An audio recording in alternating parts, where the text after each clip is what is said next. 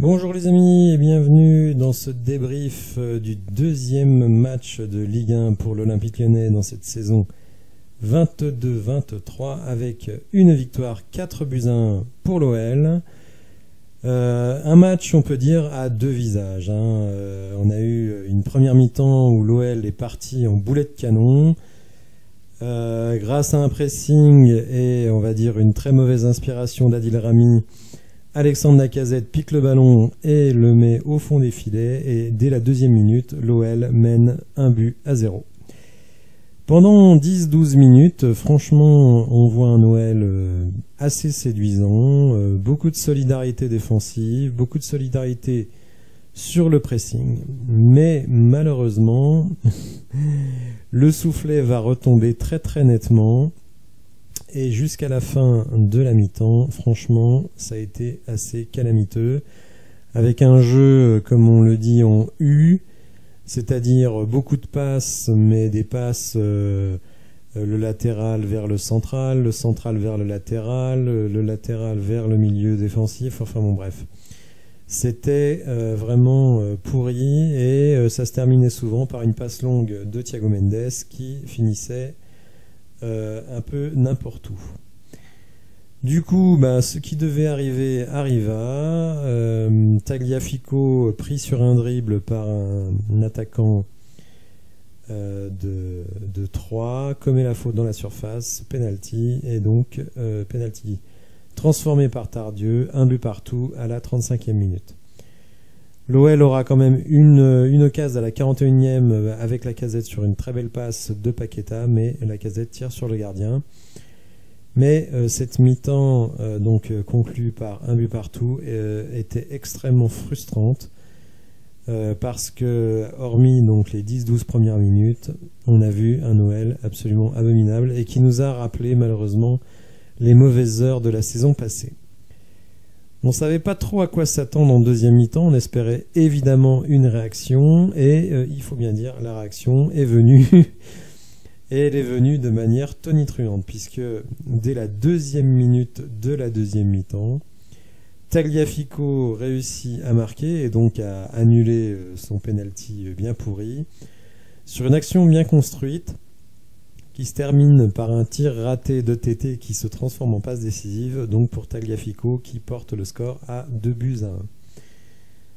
Donc on n'a pas eu trop le temps de stresser dans cette deuxième mi-temps, puisque 2 minutes plus tard, notre ami TT, qui a fait un très très grand match en deuxième mi-temps, soyons honnêtes, la première mi-temps, il a été quand même assez brouillon. Mais donc cette action, alors là aussi une action on va dire pas hyper fluide puisqu'elle commence par une interception de Tagliafico, donc qui à nouveau fait une action positive, alors que franchement première mi-temps, en plus du penalty, je ne l'ai pas trouvé très bon. Bonne passe de Carl Toko Ekambi pour Paqueta qui tire, le gardien de but renvoie la balle et Tété très opportuniste réussit à glisser le ballon de la tête, malgré sa petite taille, dans les filets. Alors à partir de l'heure de jeu, on a pu constater quand même une petite baisse d'intensité de la part des Lyonnais, jusqu'à ce que les remplaçants entrent. Donc on va regarder là les remplaçants. Donc à la 63e, vous voyez que Tolisso est sorti pour Jeffrey Adelaide. Étonnamment, Malo Gusto est sorti. Alors, je n'ai pas vu, je ne sais pas pourquoi. Peut-être qu'il était blessé. J'étais distrait pendant ce moment-là, donc je ne sais pas pourquoi Malo Gusto est sorti, mais il a été remplacé du côté droit par Enrique, ce qui est très étonnant. Cacré remplace le Penant, ça c'était totalement attendu parce que le Penant, vraiment, il s'est donné comme c'est pas possible. Et donc vous le voyez ici, Tété sur un exploit individuel réussit à porter le score à 4-1 et c'est sur une interception de Maxence Cacré que Tété a été servi. Ensuite, Lacazette aurait pu marquer sur une passe de Carl Toko Ekambi. Carl Toko Ekambi qui a été quand même beaucoup plus présent en deuxième mi-temps qu'en première. En première, on ne l'a quasiment pas vu. même si il est resté encore un petit peu maladroit à la finition et sur certaines passes.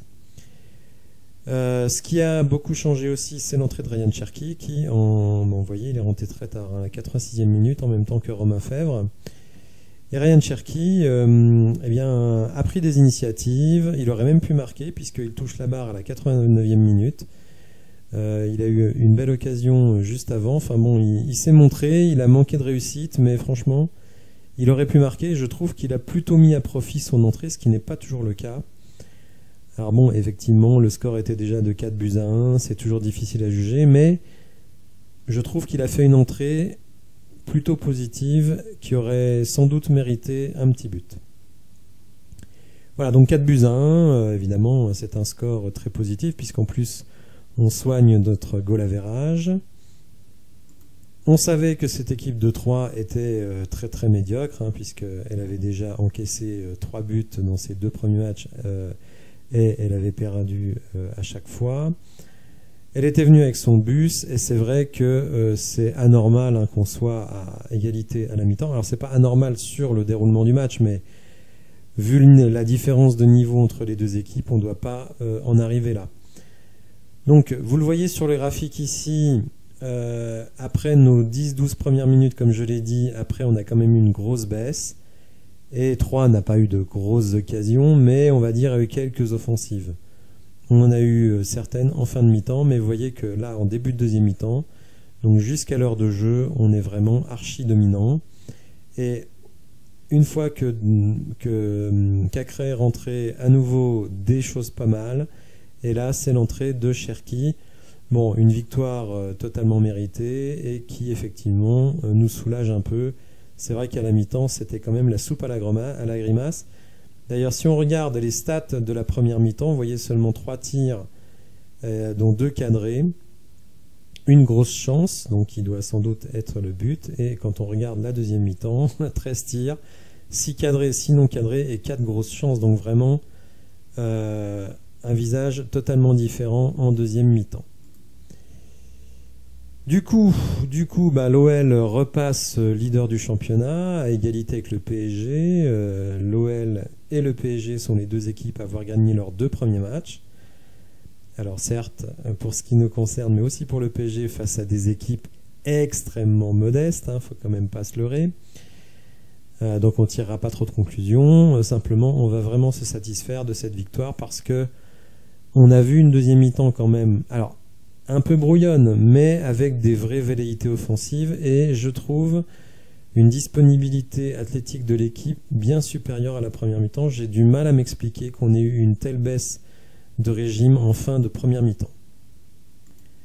Alors, vous l'avez découvert lors de la première journée de championnat, donc mon fameux boss au thon, puisque j'ai essayé de déterminer la feuille de route de Peter Bosz sur les 8 premiers matchs de la saison, et vous voyez, je considère qu'à partir de 18 points, Peter Bosz aura rempli, sera dans les objectifs, et en dessous, il n'y sera pas. Alors même si, évidemment, cela mérite un examen plus approfondi. Mais bon, en tout cas, voilà, après 2 journées, on est à 6 points, ici. Donc, il nous en manque encore 12. En 6 matchs, donc 2 points par match, pour être dans la phase, je dirais, normale de ce qu'on attend de notre équipe sur ces 8 premiers matchs. Donc voilà, on est dans les temps, dans ce bossoton, qui n'est pas un bosoton, attention, ni un boson de Higgs, pour ceux qui savent ce que c'est. Bref, voilà, on est dans les temps. Voilà, donc on termine sur une bonne soirée, avec encore des motifs, on va dire, de progression très importants, mais bon, un score et un résultat totalement conformes à ce qu'on attendait. J'espère que vous avez apprécié la vidéo. Si c'est le cas, n'hésitez pas à la liker, à vous abonner à la chaîne, et je vous dis à bientôt pour de nouvelles infos. Merci, au revoir.